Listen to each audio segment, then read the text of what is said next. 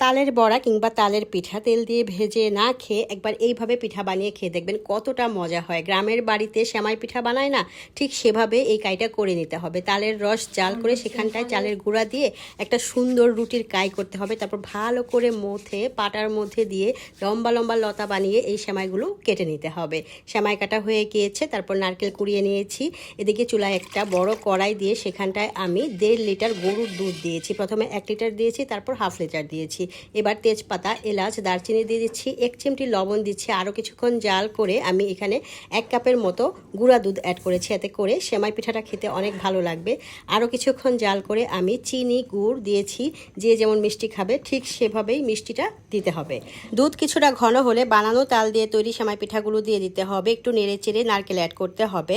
দেখতে পাবেন আপনা আপনি ঘন হয়ে গিয়েছে, কারণ সেমাই পিঠার মধ্যে কিছুটা চালের গুঁড়া দেওয়া ছিল। এবার পরিবেশন করে নিয়েছি, একটু বাদাম দিয়ে দিয়েছি উপরে।